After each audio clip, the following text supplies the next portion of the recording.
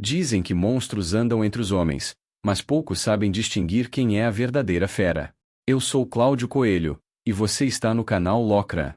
Antes de começarmos essa jornada, já deixa o seu like, se inscreve aqui no canal e ativa o sininho para não perder nenhum dos próximos episódios.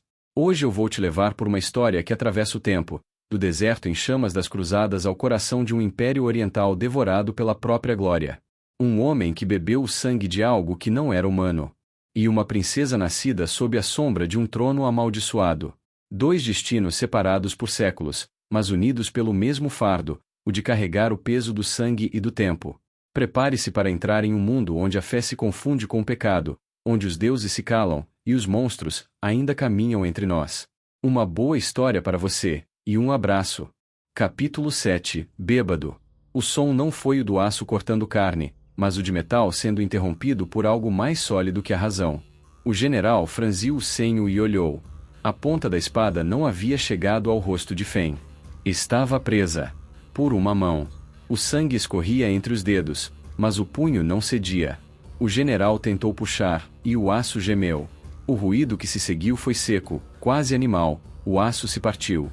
O ruivo, o homem que até então dormia, estava de pé entre eles.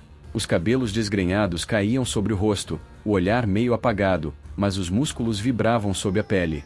Ele arrancou o pedaço da lâmina da própria mão com calma, deixando o ferro cair no chão.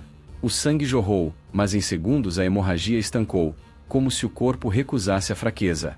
A voz dele era baixa, rouca, como a de alguém que aprendeu a falar entre dentes.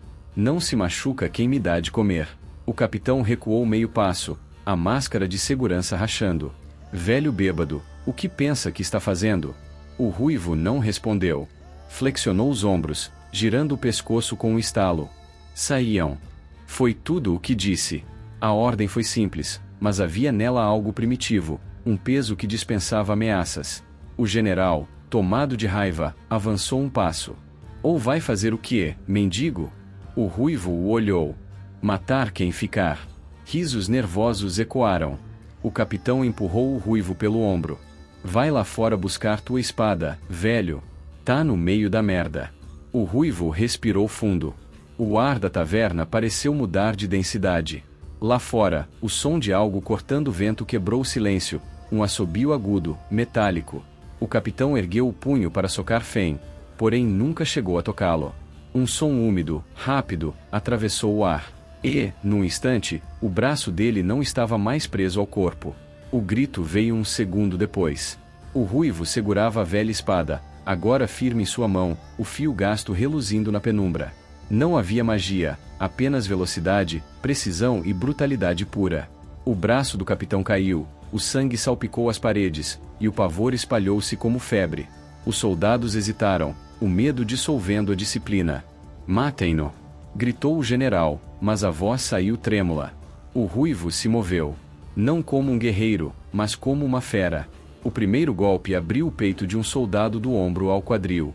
O segundo atravessou a clavícula de outro, cortando até o osso.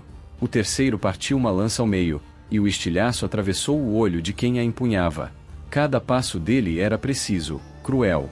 Não havia grito nem esforço, apenas o som do metal rasgando carne, o baque dos corpos, o respingar do sangue. Os homens tentaram cercá-lo, mas era como atacar uma tempestade com paus. Ele girava o tronco, desviava, golpeava abaixo. Um crânio esmagado contra a parede. Um pescoço quebrado no contragolpe. O barulho da vida sendo arrancada, um corpo de cada vez. Fen, caído, observava em silêncio. Viu a maneira como o ruivo respirava entre os golpes, sem pressa, sem emoção, como quem apenas cumpre uma função que lhe foi dada. O general tentou recuar, mas o ruivo avançou. A ponta da espada atravessou o estômago de um soldado, empurrando-o contra outro, e o fio rompeu as duas armaduras como se fossem couro.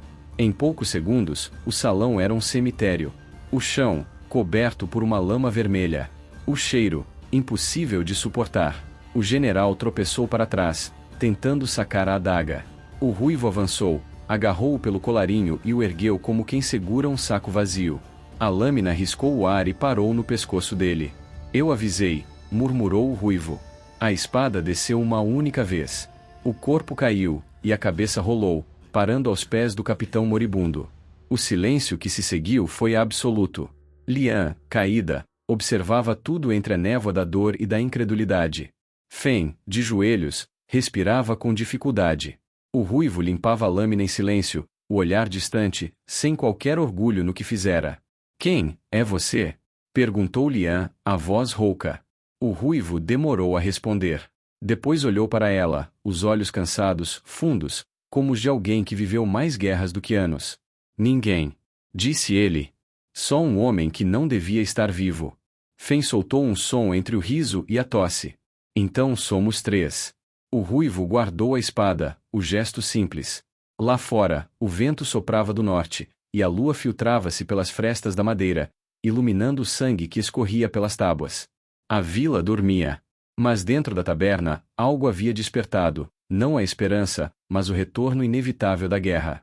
O silêncio após o massacre tinha um peso físico.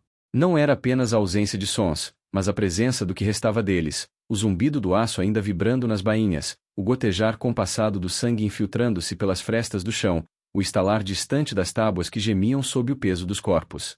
As lamparinas tremulavam, lançando luzes trêmulas que recortavam as sombras como feridas abertas. O ar cheirava a ferro, fumaça e carne quente. O vento que entrava pelas janelas quebradas não trazia alívio, apenas agitava as cortinas manchadas, fazendo-as dançar como fantasmas desorientados. Lian respirava com dificuldade. Cada inspiração era uma luta, cada movimento, uma dor nova. Tentou apoiar-se em uma mesa quebrada, mas os braços não respondiam. As pernas cederam. A madeira rangeu, e ela quase caiu sobre o sangue ainda fresco. Ainda assim, se arrastou. Um passo. Outro. O chão escorregadio fazia o corpo deslizar, e o frio entrava pelos rasgos das roupas, misturando-se ao calor das feridas abertas. Ela o viu parado entre os corpos.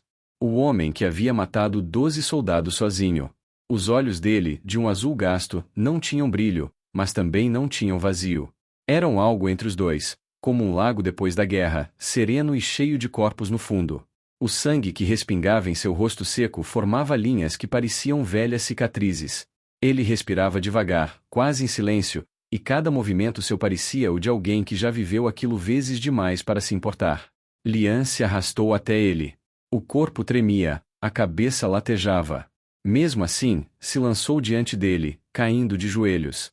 As mãos afundaram na mistura de lama e sangue.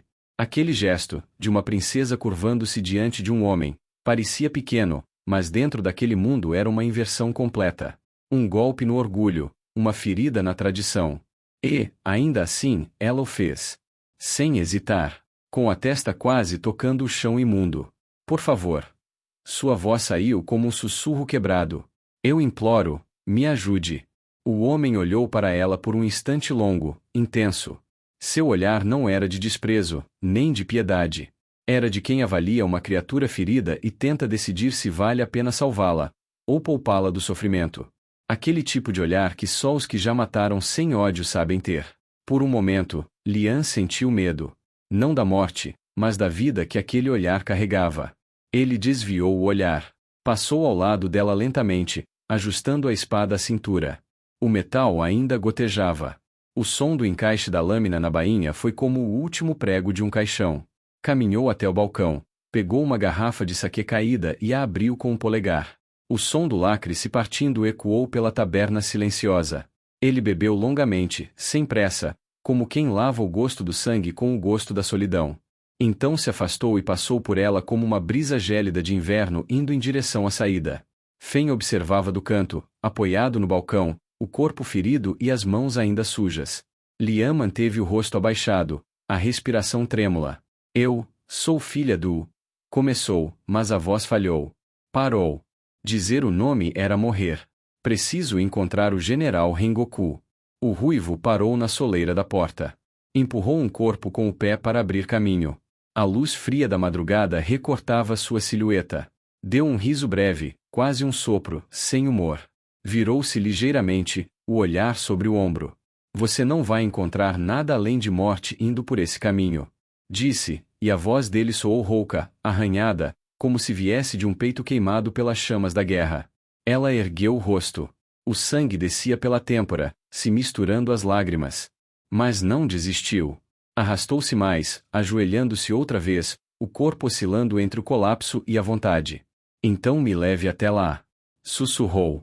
Mesmo que seja por esse caminho de morte. Ele ficou em silêncio. O silêncio dele era denso, quase audível. E nesse silêncio havia mais verdade do que em 1000 promessas.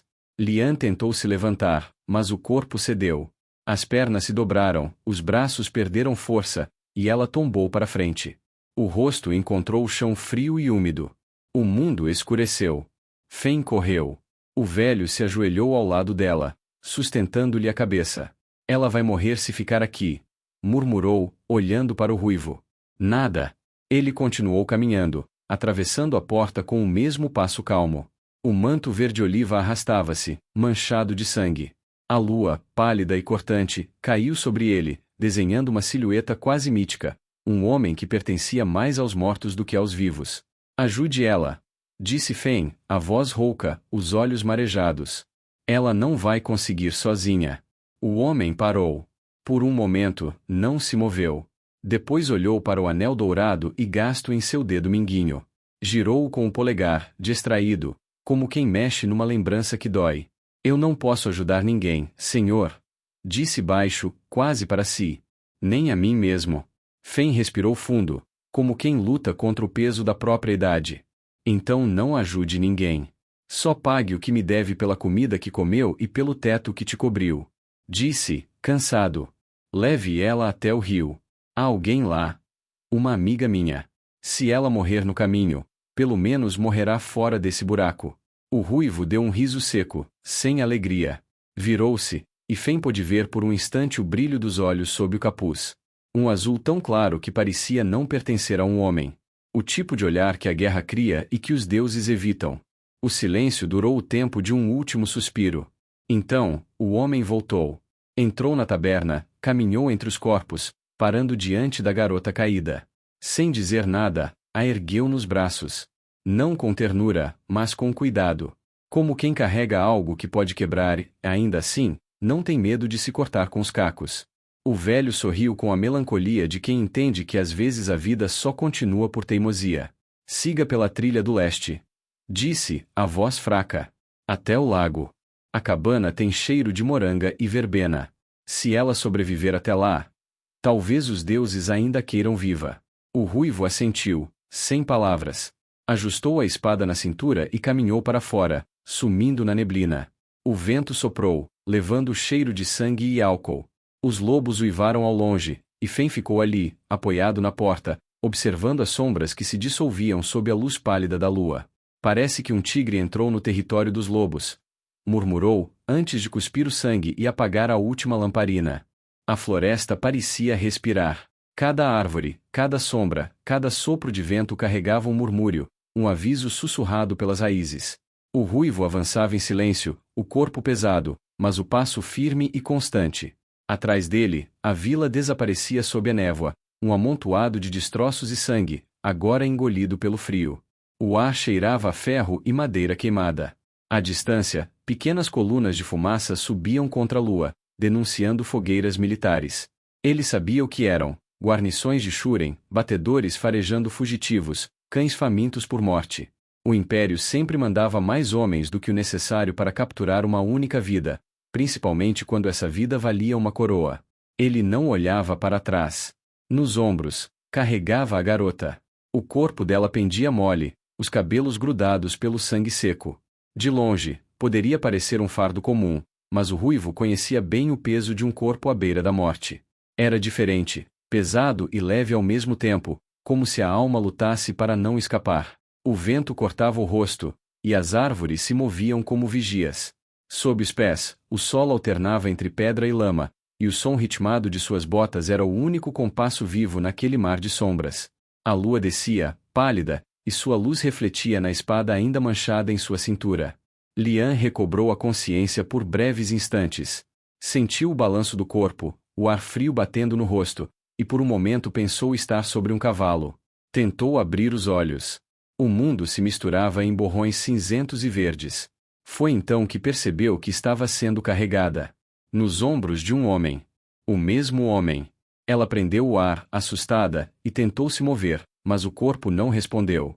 O braço do ruivo a segurava firme, o outro se apoiava na espada, pronto para o perigo. Cada passo dele parecia calculado, havia algo quase animal em sua forma de se mover, um instinto silencioso que o mantinha em alerta mesmo quando nada o ameaçava.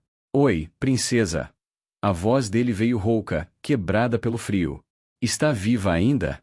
Lian tentou responder, mas só conseguiu tossir. O gosto de sangue voltou à boca, e a dor nas costelas a fez gemer.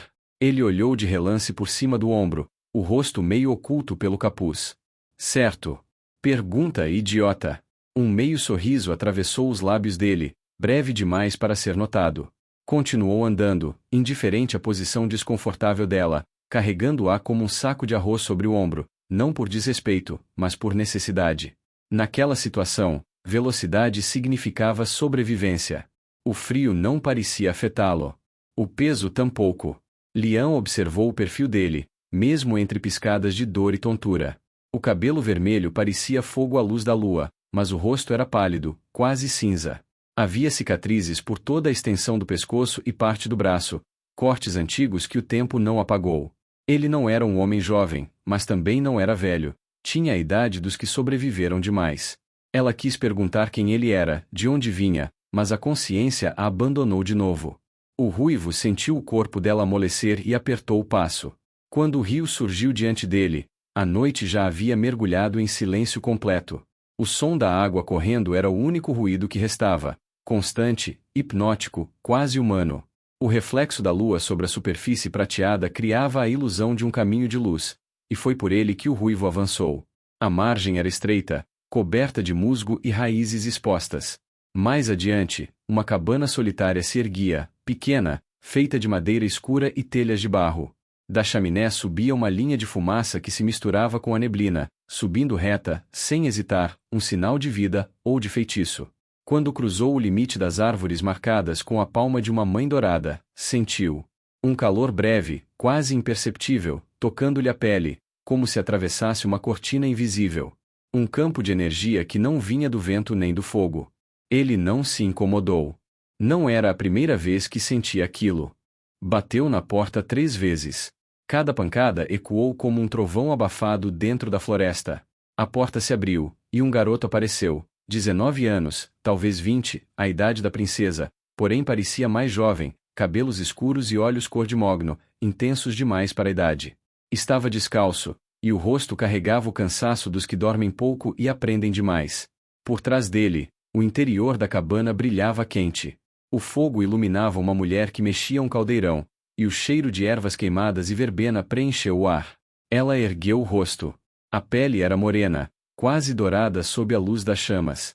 O lenço amarrado na cabeça deixava escapar mechas negras e longas, e o colar de contas coloridas tilintou quando ela se virou.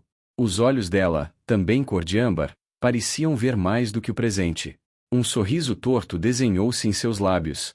Então os ventos ainda sabem te encontrar, estrangeiro. Disse com voz baixa, rouca, arrastada. E, pelo visto, trouxeram algo mais pesado do que o seu passado. O ruivo nada respondeu. Entrou meio passo, apenas o suficiente para entregar a garota. O garoto correu, recebendo o corpo de Lian com esforço, e a colocou sobre uma cama estreita de palha. Ela vai morrer se não fizer algo. Disse o ruivo, sem atravessar a soleira. A mulher arqueou uma sobrancelha. Desde quando você se importa com quem morre? Silêncio. Ele desviou o olhar, fixando na chama que ardia sob o caldeirão. Os olhos dele refletiam o fogo como os de um animal cansado, mas ainda desperto. O garoto molhou um pano e colocou sobre a testa da princesa. Ela está febril, mestra. Murmurou. A mulher se aproximou. O calor do fogo iluminou suas feições, belas, mas marcadas pela vida na montanha, os lábios rachados, o olhar profundo, o ar de alguém que já viu nascer e morrer demasiadas vezes. Ela é teimosa. Disse em tom calmo. Não vai se entregar fácil. Depois, voltou-se para o ruivo. Você a trouxe porque ainda acredita em promessas, não é? Ele manteve o silêncio por alguns segundos. O vento soprou de fora, balançando as chamas. Por fim, respondeu. Não fiz promessa alguma. Só dívidas. Ela sorriu, um sorriso triste e rouco. Chame como quiser. Mas, a partir de hoje, o seu caminho e o dela estão entrelaçados. Ele levantou o rosto, e por um instante os dois se encararam, o fogo refletido entre eles, as chamas dançando no meio do ar como se carregassem as palavras que nenhum deles dizia. Já disse que não jurei nada, murmurou o ruivo. Ela apontou para a espada que ele carregava. O sangue seco brilhava sob a luz do fogo. Juramentos não precisam de palavras, guerreiro. Às vezes, o destino os escreve com sangue. Ele baixou o olhar para a lâmina, imóvel. Por um instante, pareceu mais velho, mais cansado. Então deu um passo para trás, sem dizer nada, e desapareceu na escuridão do lado de fora. A mulher suspirou. Olhou para o garoto e depois para Lian, adormecida. Traga mais lenha. A noite será longa. Do lado de fora, o ruivo observou a lua refletida no rio. O vento fazia o fogo balançar na ponta, e o cheiro de verbena vinha da cabana. Ele ficou ali, imóvel, por muito tempo, pensando no sangue seco nas mãos. E no calor que ainda sentia do corpo que carregou. Um sussurro escapou, baixo, quase inaudível. Eu não salvo ninguém. Disse. Só atraso o inferno. Amanhã demorou para nascer. O nevoeiro descia lentamente das encostas como um véu que engolia o mundo. As águas do rio corriam tranquilas, num equilíbrio perfeito entre força e calma, e cada movimento do vento fazia o mato inclinar-se como se a montanha respirasse. O cheiro da terra úmida misturava-se ao da fumaça que saía da cabana ao longe. As primeiras luzes do sol ainda lutavam para romper a neblina, e quando faziam, tingiam o horizonte de um dourado pálido que parecia mais sonho do que dia. O ruivo estava sentado à beira da água, sobre uma pedra escura coberta de musgo. O corpo, largo e forte, parecia relaxado, mas o olhar permanecia perdido em algum ponto entre o horizonte e a lembrança. Ao seu lado, repousava a espada, uma lâmina que até a noite anterior parecia inútil, enferrujada e sem alma.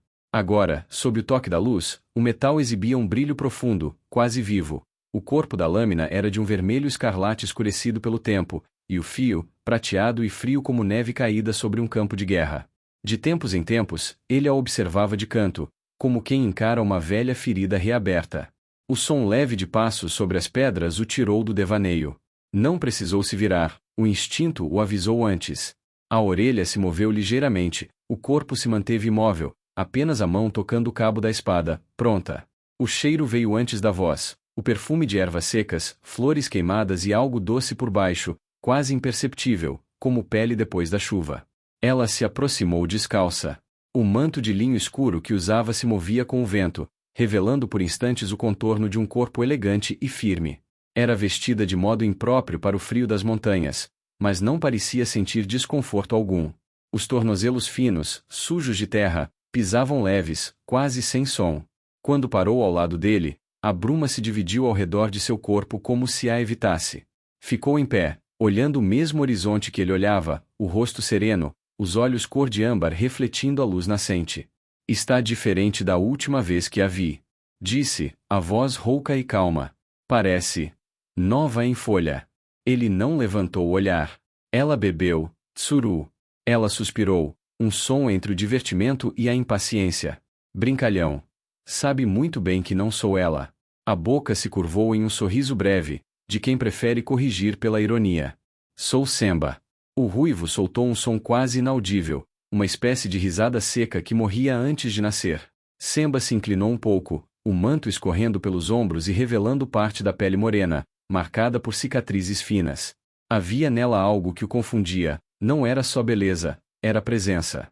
O tipo de presença que lembrava das feras, dos deuses e dos fantasmas. Um misto de tudo o que não deveria existir. Então por que ainda está aqui, imortal? Perguntou, o tom provocativo disfarçando algo mais fundo. Achei que o homem que foge de tudo já teria ido embora com o nascer do sol. Ele girou lentamente o pulso, pegando uma pedrinha e jogando-a no rio. A água se abriu e se fechou sem pressa. Queria ter certeza de que a garota ainda respirava. Respondeu.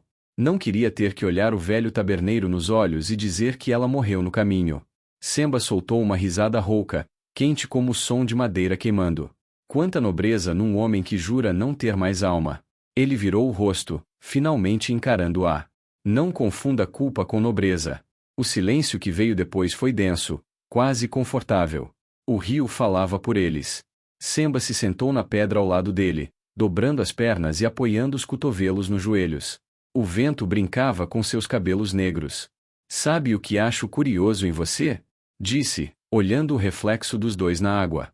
Carrega o peso de um deus, mas fala como um homem cansado. Um homem que ainda tenta convencer a si mesmo de que a humanidade é uma escolha. O ruivo manteve os olhos no rio. A humanidade é uma lembrança. Respondeu.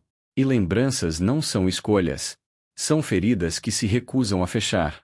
Ela sorriu de lado. Você ainda sangra, então. Só por dentro. Melhor assim. O sangue de fora atrai os lobos. Ele olhou de relance, curioso com o tom. Ela falava como quem sabia mais do que deveria. Talvez soubesse. Semba era o tipo de pessoa que parecia ouvir o mundo respirando, e rir do que ele dizia. E você? Perguntou ele. O que ainda faz presa nesse lugar? Eu? Ela ergueu o olhar, pensativa. Sou a ferrugem entre as eras. A parte do tempo que ficou entalada na garganta do mundo. Isso não respondeu nada. Exato. O sorriso dela se alargou. Porque você nunca pergunta o que quer saber. Ele a observou com atenção agora. E o que acha que eu quero saber? Se ainda tem salvação. Respondeu. A resposta o fez desviar o olhar. A brisa bateu forte, espalhando o cheiro das flores. E tem? Perguntou ele, quase num sussurro. Ela o encarou por alguns segundos, depois soltou um riso breve. Não sei. Mas gosto de ver você tentando. O ruivo bufou, o ar frio saindo em pequenas nuvens brancas. Você sempre fala assim? Assim como? Como se tudo fosse uma piada que só você entende. Talvez seja. Ela se inclinou para mais perto. Ou talvez eu só tenha aprendido que o mundo prefere enigmas do que verdades. O olhar dos dois se encontrou. Por um instante, o tempo pareceu suspenso. Ele não via mais a mulher à sua frente, mas a sombra de todas as outras que o tempo havia levado. Rostos, nomes, vozes, tudo misturado em um só vulto. Foi então que o vento mudou. E com ele, o cheiro. Era sutil no começo, doce demais para ser natural. Ele o reconheceu de imediato. A lembrança veio como um soco. Verbena. A mão dele se moveu por instinto, agarrando o cabo da espada. Em um só gesto, o aço cantou no ar. O fio prateado repousou contra a garganta dela, a respiração dos dois misturada. Mas o mundo girou. O corpo ficou pesado, e o ar, denso. O que? Tentou dizer, mas a voz falhou. Semba sorriu devagar, o rosto próximo bastante para que ele sentisse o calor do hálito dela. Verbena, murmurou, e o som soou como um feitiço. Antes que ele pudesse reagir, ela o beijou. Um toque suave, porém carregado de um poder estranho, quase adormecedor. O gosto era de mel, morango e cacau. Ele tentou afastá-la, mas os músculos falharam. As veias em seu pescoço escureceram sob a pele, o sangue pulsando como fogo frio. Desgra. Tentou pronunciar, mas as palavras morreram na garganta.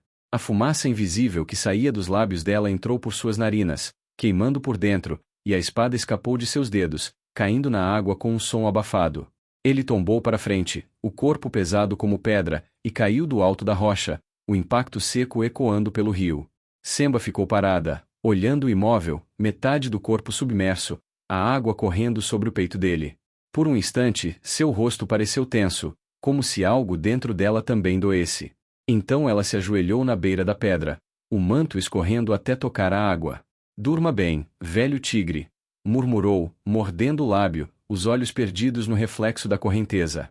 Ainda é hora de descansar. A bruma voltou a descer sobre o vale, lenta e silenciosa, e o rio seguiu seu curso como se nada tivesse acontecido. O sino tocava em algum lugar da cidade, um som abafado e triste, como se o próprio bronze se envergonhasse de soar naquele lugar. O nevoeiro subia do rio, arrastando o cheiro de óleo queimado e ferro, misturando-se à fumaça das lanternas que ainda ardiam nas esquinas. A dinastia Han Hiryu dormia mal. Mesmo os deuses pareciam cansados de vigiá-la. Ela caminhava devagar, as botas marcando o chão molhado com o mesmo ritmo de uma reza antiga. A batina cinza escura arrastava-se, manchada nas bordas com o sangue que ainda não teve tempo de secar.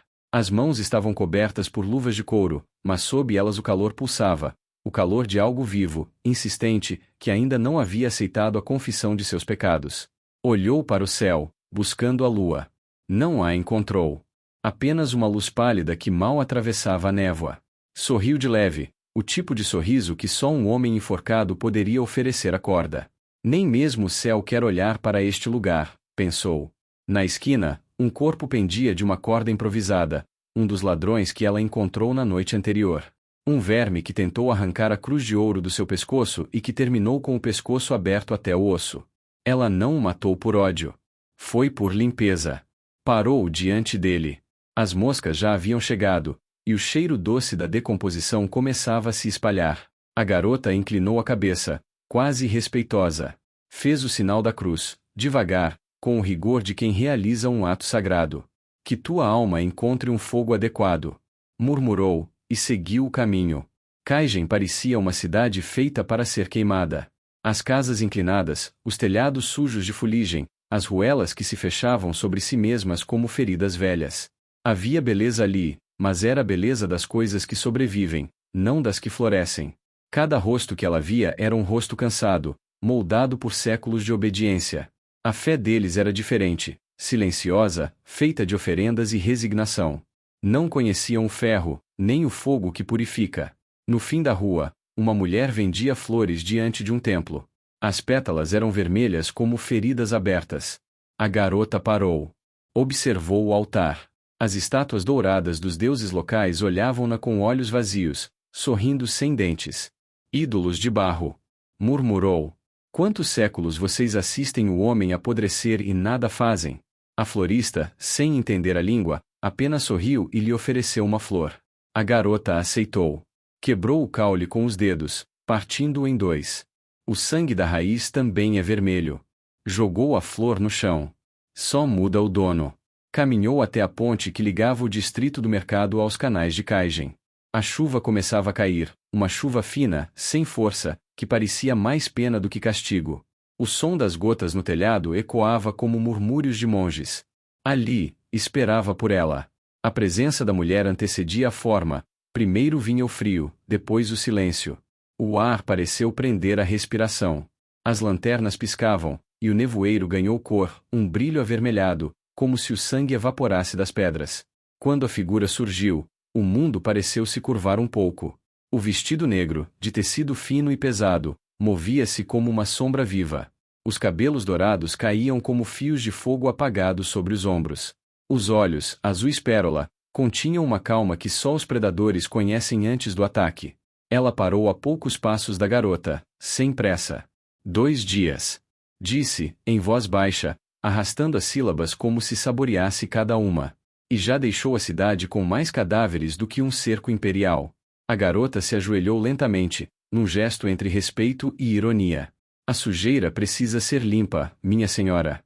A estrangeira inclinou o rosto, os lábios se abrindo num sorriso pequeno, sem calor.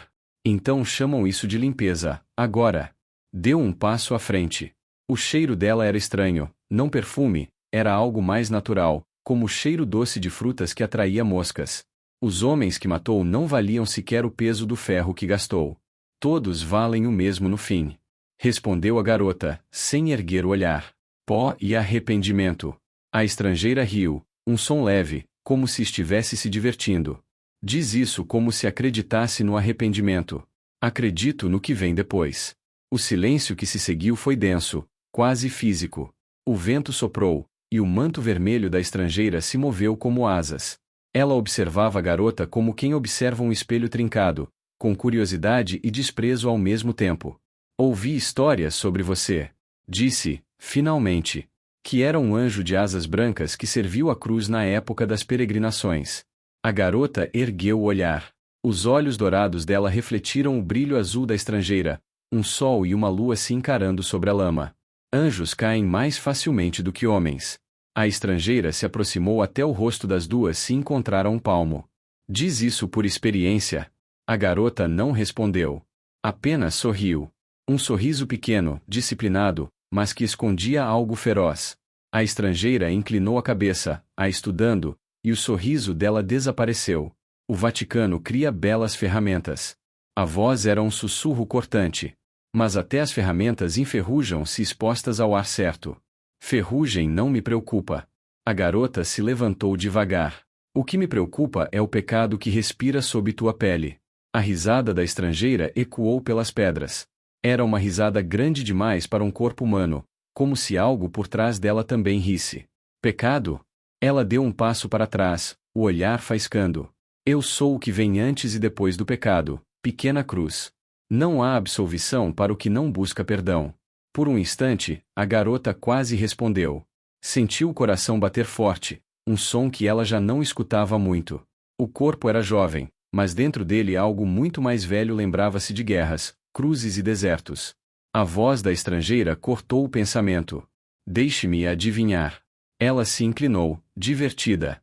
Acredita mesmo que tua fé te tornará mais pura que os monstros que caça? A garota respirou fundo. A fé não me torna pura. Olhou para o céu. Apenas útil. A estrangeira sorriu de novo, satisfeita. Então é exatamente o que preciso. Virou-se, caminhando em direção ao outro lado da ponte. O som dos passos dela era quase inaudível, como se o chão temesse tocá-la. No norte, entre os vales e as ruínas, disse sem olhar para trás, há algo que respira e não deveria. Encontre um filho de dragão e uma chave. Mate qualquer um que se colocar no caminho. Não me importa se viva ou morta. Mas se for morta, quero o coração dela. A garota observou a figura desaparecer na névoa, o brilho do manto sumindo como fogo se apagando na água. Ficou sozinha. Por um instante, o silêncio pareceu vivo. Depois, ela ajoelhou-se, fez o sinal da cruz e murmurou, baixo: Senhor, perdoa-me por aceitar o trabalho de um demônio. Mas não havia arrependimento na voz, apenas certeza. Levantou-se, ajeitou o colarinho e começou a andar na direção das montanhas. A chuva engrossava. O sino voltou a tocar, distante, como se anunciasse não o amanhecer, mas um julgamento. E, sob o som do bronze e da chuva, uma nova caçada começava. E assim, chegamos ao fim desse capítulo. Mas lembre-se, a história está longe do fim. Se você quer descobrir o que vem depois, se inscreve aqui no canal Locra, ativa o sininho e deixa o like. É isso que mantém essa jornada viva e faz o sangue da história continuar correndo. Eu sou Cláudio Coelho, e você está no canal Locra. Até a próxima!